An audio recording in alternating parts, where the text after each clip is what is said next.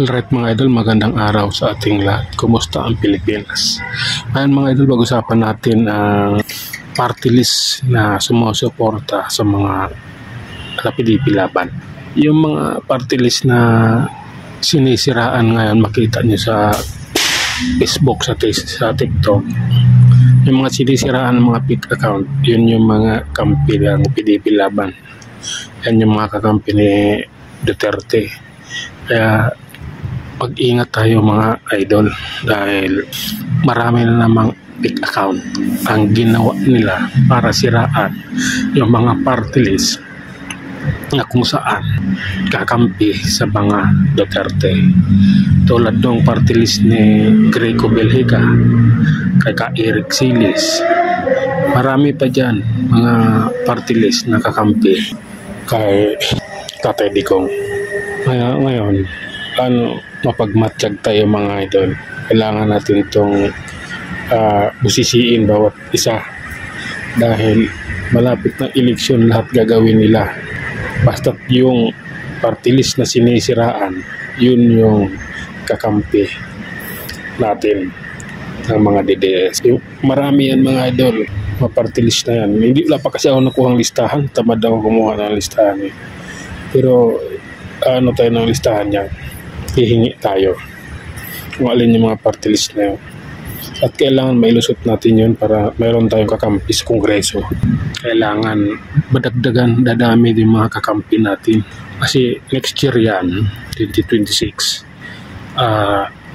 dadami yung kakampi natin dahil siyempre sa 2028 yan, mag-election sa 2028. Kailangan na nila yan kumapit kung sino yung malakas na kandidato.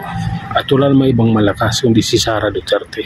Kaya, tingnan mo, sa sunod, dadami ngayon pa lang, magtulungan na tayo, ikalat natin, i-share natin yung mga post, yung mga video sa YouTube, sa Facebook, sa TikTok. Kailangan, tayo, mapagmasid dahil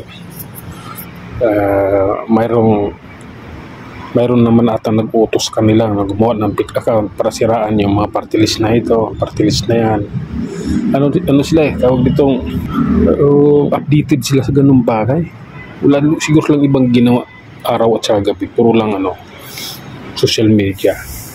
Then updated sila sa lahat ng yung mga party list ata yung binabantayan lang nila palo lang ata talaga sa party list na yun para pag nag-post mayroon mag-a-appear sa kanila yung notification tapos sisiraan na naman nila ngayon. Parang ganon yung nangyayari mga idol Kaya tayo, ingat tayo. Kasi ako sa araw kasi mga idol, tulog ako sa araw kasi trabaho ko sa gabi. Kaya sa araw, di nyo ako maasahan pagdating sa pagbulat-lat sa social media. Sa gabi ako, pagdamag. Kasi trabaho ko gabi. Kaya dito sa trabaho ko, di ka pwede basta-basta mag-ingay sa gabi kasi tulog yung iba din nagtatrabaho. Mahirap. Mas maganda sana pag-araw. Kaya lang, gabi yung trabaho ko, 6 years na ako rito Yan lang mga idol. Abang-abang lang tayo. Yung party list na alin yung pwede nating ibuto, sasama natin para yung kakampi ni mismo, President Duterte.